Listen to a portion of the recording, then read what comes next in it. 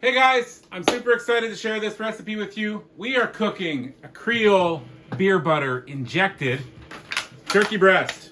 Lean cut of meat. We're going to introduce all sorts of moisture and flavor in there. Here's how we do it. We'll publish the recipe for this in the notes for the video. Basically, we have a combination of spices here. The first thing we're going to do, since this is going to be part of our injection, we've got to run those spices through our coffee grinder, aka spice grinder. This is not one we ever plan on using for coffee again. We want to turn that into a dust, so let's do that. The ingredients we're using are pretty straightforward here. Once we've run our spice blend through a mixer, you can see that that's turned into a nice powder now. That's fine enough to run through our injector needle. We're using a livestock injector here, 16 gauge needle. That's a little bigger than the 18 gauge that you sometimes find. The recipe is 1/2 cup of butter. We're going to melt that down. 1/2 cup of your favorite beer. We're using local brewery Rebellion. Their Solo Crush. This is a session IPA. Really low on hop bitterness, but lots of bright tropical flavors here. So I think it'll work well with this turkey. Let's get this melted down and blended. As you can see, I have now melted down that butter. We have blended in the beer and whisked in all those fine ground spices. What I'm going to do today is I'm going to just put this into a squeeze bottle. That will allow me to repeatedly shake this mixture up. Because we have beer, which is essentially water, and butter, which is essentially fat, those two are going to want to separate on you. We want the opportunity to reach in there periodically and shake that up. So I'm going to get right in here. It's time to inject those turkey breasts. Now, one thing I've noticed is that these breasts came netted. And in my experience, that net, while it has a perfectly good function, that net tends to be a problem by the time we're done cooking, because we work hard to form that nice crust, that nice bark on our barbecue. And if I pull that netting off afterwards, it has a tendency to remove all that bark. So maybe that was a failure this time. We have one huge breast here and a little piece underneath. I'm okay with that. We're going to set that aside. I'm real happy with this chunk of meat. That's what we're going to inject today. So we'll get in here, shake up our injection, do the old one-handed twist here. I try to keep in mind that I have one hand for handling the raw meat and one hand that I'm going to keep clean. The injector is going to get raw meat juices on it no matter what, so I'm a little less worried about that. But I'm going to try to keep my right hand free of contamination. Okay, we've drawn up that injection marinade into the syringe. It's like I have a little air pocket here, so I'm just going to squeeze out that air and get ready to inject that marinade. So I'm looking for an injection site about every square inch or so. And because this marinade is butter, it will tend to solidify as soon as we inject it into that cold meat. So that's just fine with me. That butter is going to add a ton of flavor. So let's just keep injecting here.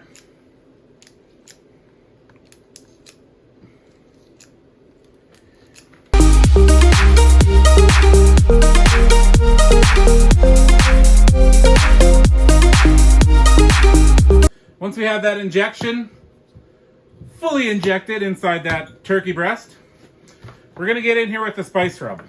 Okay, we're going to use something straightforward here. This is our Tumbleweed All-Purpose Rub.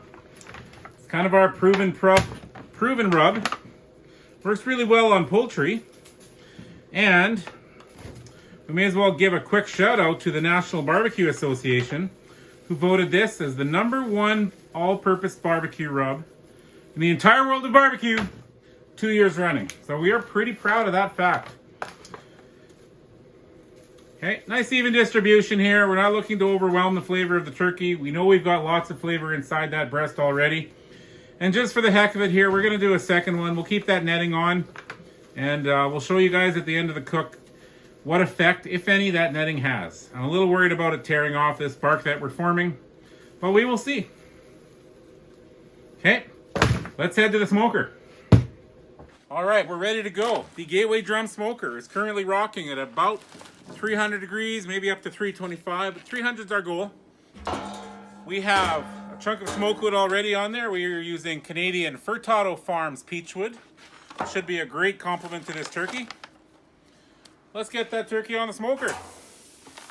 We have our breast in the net. We have our breast that's been injected. It's a little bit thinner, that one, so it'll be done a little bit sooner. And finally, we have that turkey tenderloin. We're going to throw that off to the side. Hopefully it doesn't cook as quickly. Let's let her smoke. We are at the 30-minute mark. Let's take a peek. I'm looking at the color on the bottom of that breast. It hasn't gotten away from us. We're going to flip it over anyway. I do want that skin to start to get a little bit crispy. Okay, nice color on there so far. Our tenderloin is cooking quite quickly. It's fairly firm. It's not done yet. We're going to temp that in another 15 minutes or so. All right, we'll peek again in 30 minutes.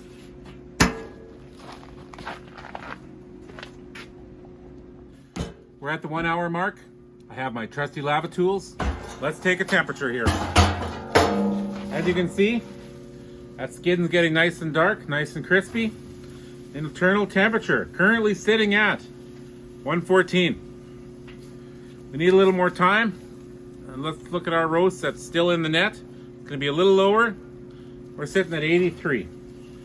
So that's cool. We're gonna close the lid. We're gonna come back in about 15 more minutes. About an hour, 20 minutes, hour and 25 minutes. Check our breast that has been injected. We are sitting at an internal temperature of 160 Fahrenheit. I'm pulling this baby. There's enough momentum. That is a high heat environment. That's gonna carry over and get me to 165 with about 10 minutes of rest time. Our netted breast, still sitting at about 115. So we're gonna let that cruise for a little bit longer. Looking forward to tasting this. The time has come to slice this turkey. I'm excited, guys. Get rid of that foil. We've had a 10-minute rest. The butter has melted down nicely. It's sitting in the pan. We're just gonna lay our slices in there. So let's get in here and slice this turkey. Let's get in here. Sharp knife is ready. Let's see what we get when we carve this turkey.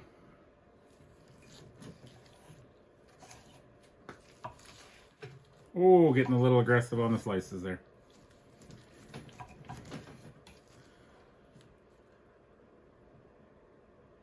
I'm not even squeezing this, guys. Look at that juice. Woo! Love it.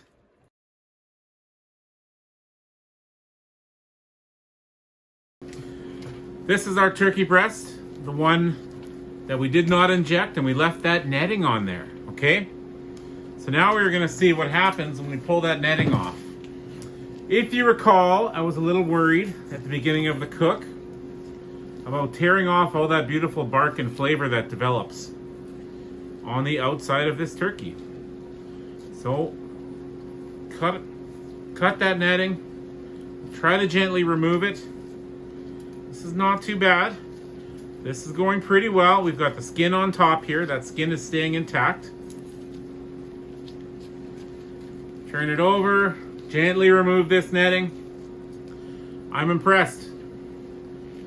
It's working fairly well. Okay.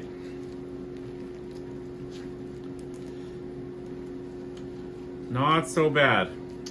Okay, it looks like I was wrong. I was able to remove that netting without removing a lot of that bark and crust that's formed on there. I'm definitely happy about that. So let's get into it. Again, this is the one we did not inject. We took it to about 162 on the gateway. Let it rest. It's been resting for about 15 minutes now. See why that netting is done in the first place? We have two different muscles that have been combined here. Okay, still have a high degree of moisture, just not as much as we had on that injected breast. So,